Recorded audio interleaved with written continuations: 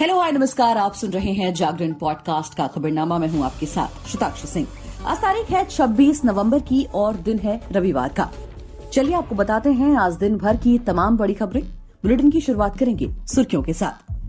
किसानों की लंबित मांगों को केंद्र और पंजाब सरकार की ओर से लागू न करने के विरोध में भारतीय किसान यूनियन पंजाब पखोवाल आज से 3 दिन के लिए चंडीगढ़ का घेराव करेगी। वहीं देश की आर्थिक राजधानी मुंबई में साल 2008 में हुए आतंकी हमले को आज 15 साल पूरे हो गए हैं, लेकिन आज भी वो भयंकर मंजर हर किसी को याद है। 15 साल पहले आतंकवादियों ने भारत में हुए सबसे क्रूर आतंकी हमले को अंजाम दिया था। भारत में हर साल 26 नवंबर के दिन संविधान दिवस मनाया जाता है। इस दिन सरकारी दफ्तरों, स्कूलों और कॉलेजों में कार्यक्रम, स्पीच, क्विज आदि का आयोजन किया जाता है। वहीं उत्तरकाशी में सुरंग में फंसे श्रमिकों को सकुशल भारत बाहर निकालने के लिए बनाई जाने वाली हॉरिजॉन्टल निकासी सुरंग में ऑगर मशीन के असफल होने के बाद अब विकल्प के तौर पर वर्टिकल ड्रिलिंग के लिए बचाव एजेंसियों ने ताकत झोंक दी है। अब खबरें विस्तार से जान लीजिए। मुंबई आतंकी हमले की 15वीं बरसी पर भारत में अमेरिकी राजदूत एरिक ग्रासेटी ने रविवार को मुंबई में अमेरिकी वाणिज्य दूतावास में पीड़ितों को श्रद्धांजलि दी। इसके साथ ही अमेरिकी दूत ने आतंकवाद के खतरे के खिलाफ भारत के साथ लड़ने की वॉशिंगटन की प्रतिबद्धता की भी पुष्टि की। गारसेटी ने एक्स पर पोस्ट किया, आज मुंबई में 26/11 के आतंकवादी हमले की 15वीं बरसी है। हम मारे गए पीड़ितों की स्मृति का सम्मान करते हैं और भारत सरकार के साथ मिलकर आतंकवादी कृत्यों के खिलाफ लड़ाई जारी रखने की प्रतिज्ञा करते हैं। इससे पहले इजराइल के दूत नाओर गिलोन ने भी चबार्ड हाउस स्मारक पर पीड़ितों को श्रद्धांजलि दी, जिसकी दीवारों पर सभी पीड़ितों के नाम खुदे हुए हैं। गिलोन ने एक्स पर पोस्ट किया, मुंबई आतंकी हमले के 15 साल बाद यूनाइटेड वी स्टैंड। ये तस्वीर नरीमन हाउस की छत पर बने स्मारक की है, जहां सभी मुंबई 26/11 पीड़ितों के नाम खुदे हुए हैं। ओम शांति। अगली खबर की तरफ बढ़ते हैं। देखिए, आज प्रधानमंत्री नरेंद्र मोदी अपने मासिक रेडियो कार्यक्रम मन की बात का 107वां संस्करण संबोधित कर चुके हैं। इस कार्यक्रम के जरिए पीएम मोदी देश विदेश के लोगों के साथ अपने मन की बात साझा करते हैं। इस कार्यक्रम का प्रसारण सुबह 11 बजे आकाशवाणी पर किया जाता है। अपने संबोधन की शुरुआत में पीएम मोदी ने मुंबई हमले का जिक्र किया। उन्होंने कहा, मेरे प्यारे देशवासियों नमस्कार, मन की बात में आपका स्वागत है। लेकिन आज 26 नवंबर हम कभी नहीं भूल सकते हैं। आज ही के दिन देश पर सबसे जघन्य आतंकी हमला हुआ था। आतंकियों ने मुंबई को, पूरे देश को थर्रा कर रख दिया था। उन्होंने आगे कहा, ये भारत का सामर्थ्य है कि हम उस हमले से उभरे और अब पूरे हौसले के साथ आतंक को कुचल भी रहे हैं। मुंबई हमले में अपना जीवन गंवाने वाले सभी लोगों को मैं श्रद्धांजलि देता हूं। इस हमले में हमारे जो जाबाज वीरगति को प्राप्त हुए, देश आज उन्हें याद कर रहा है। अगली खबर की तरफ बढ़ते हैं। देखिए, राष्ट्रपति द्रौपदी मुर्मू ने रविवार को संविधान दिवस के अवसर पर सुप्रीम कोर्ट परिसर में डॉक्टर भीमराव अंबेडकर की प्रतिमा का उद्घाटन किया। इस अवसर पर भारत के मुख्य न्यायाधीश डीवाई चंद्रचूड़ और केंद्रीय कानून मंत्री अर्जुन राम मेघवाल मौजूद रहे। राष्ट्रपति द्रौपदी मुर्मू और सीजेआई डीवाई चंद्रचूड़ ने बाबा साहेब अंबेडकर की 7 फीट ऊंची प्रतिमा पर फूल अर्पित कर उन्हें श्रद्धांजलि दी। इसके बाद राष्ट्रपति मुर्मू और सीजेआई चंद्रचूड़ ने पौधारोपण किया। बता दें कि 26 नवंबर 1949 को संविधान सभा द्वारा भारत के संविधान को अपनाया गया था। साल 2015 से आज के दिन को संविधान दिवस के रूप में मनाते हैं। इससे पहले इस दिन को कानून दिवस के रूप में मनाया जाता था। विदेशी खबरों की बात करें तो रूस यूक्रेन युद्ध एक लंबे समय के बाद भी थमने का नाम नहीं ले रहा। लगातार दोनों देश एक दूसरे पर ड्रोन हमले कर रहे हैं। इस बीच रूस ने दावा किया कि उसने मॉस्को में 20 यूक्रेनी ड्रोन को ढेर कर दिया है।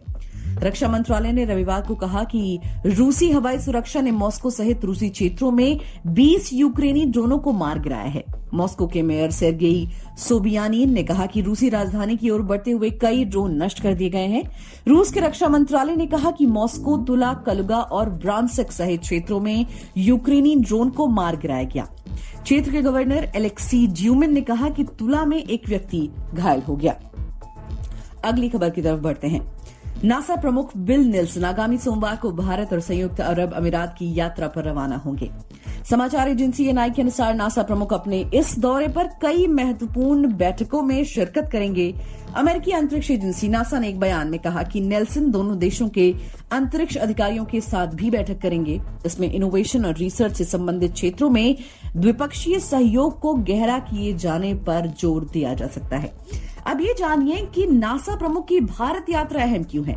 नासा प्रमुख नेल्सन की भारत यात्रा राष्ट्रपति जो बाइडेन द्वारा शुरू की गई महत्वपूर्ण और उभरती प्रौद्योगिकी पर अमेरिका भारत पहल के हिस्से के रूप में प्रतिबद्धता को पूरा करेगी। भारत दौरे पर नेल्सन बेंगलुरु में कई स्थानों का दौरा करेंगे, इसमें निसार मिशन भी शामिल है। चलिए अब बात करते हैं, आपको वैकेंसी के बारे में बताते हैं।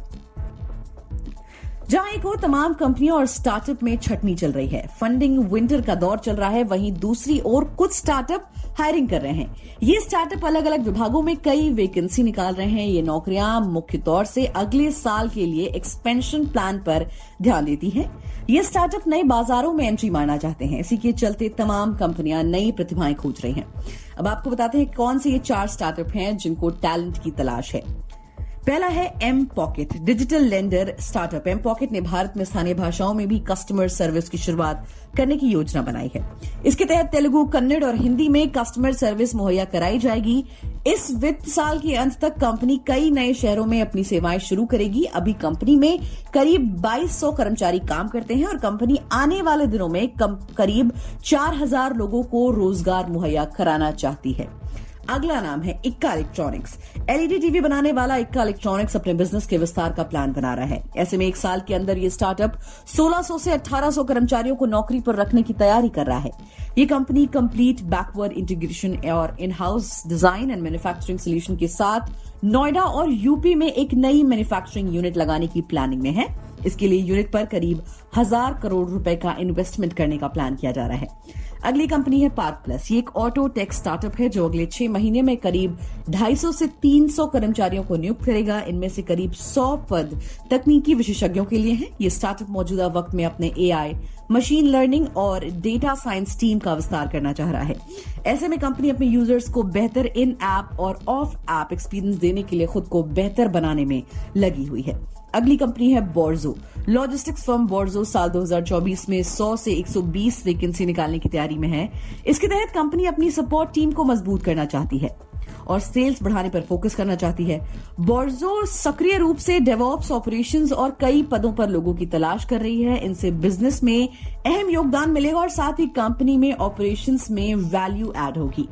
मुख्य रूप से बोर्जो सीनियर लेवल के डेवऑप्स प्रोफेशनल्स की तलाश कर रही है जो उसकी टीम में पर्याप्त विशेषज्ञता ला सके। अब बात कर लेते हैं मनोरंजन जगत की और आपको बताएंगे अक्षय कुमार की फिटनेस का राज। एक्टिंग के अलावा अगर किसी चीज में अक्षय कुमार का कोई तोड़ नहीं है तो वो है उनकी फिटनेस। लोग एक्टर की फिटनेस की मिसाल देते हैं। 56 साल के अक्षय कुमार फिटनेस के मामले में यंग स्टार्स को भी टक्कर देते हैं। लोग ये जानने के लिए बेताब रहते हैं कि आखिर अभिनेता बिजी शेड्यूल में खुद को इतना फिट कैसे रखते हैं। हाल ही में एक्टर ने इसका राज खोल दिया। अक्षय कुमार ने कई बार सही डाइट और सही समय पर सोने उठने को अपनी फिटनेस की वजह बताई है, लेकिन एक और चीज है जो उनकी फिटनेस रूटीन में शामिल है और वो है पारंपरिक मुद्गल। जी हाँ, अभिनेता अपने पिता के द्वारा इस्तेमाल किए जाने वाली लकड़ी के मुद्गल को अपनी फिटनेस के लिए इस्तेमाल करते हैं। अभिनेता ने इसका खुलासा सोशल मीडिया पर किया है। खेल जगत की बात कर लेते हैं। इंडियन प्रीमियर लीग की आगामी सीजन के लिए सभी टीमों ने तैयारियां शुरू कर दी हैं। दिसंबर में होने वाली मिनी नीलामी से पहले सभी फ्रेंचाइजियां आज बीसीसीआई को अपनी रिटेंशन सूची सौंपेंगी। इस दौरान ट्रांसफर विंडो के जरिए भी टीमों में शामिल हुए खिलाड़ियों की लिस्ट भी साफ होगी। वहीं कुछ खिलाड़ियों ने व्यस्त शेड्यूल के चलते आगामी सीजन से हटने का फैसला किया है। 19 दिसंबर को दुबई में होने वाले ऑक्शन से पहले इन खिलाड़ियों को फ्रेंचाइजी छोड़ने वाली है। तो दोस्तों, आज के लिए फिलहाल इतना ही। देश और दुनिया की तमाम खबरों को जानने के लिए जुड़े रहिए हमारे साथ और सुनते रहिए जागरण खबरनामा।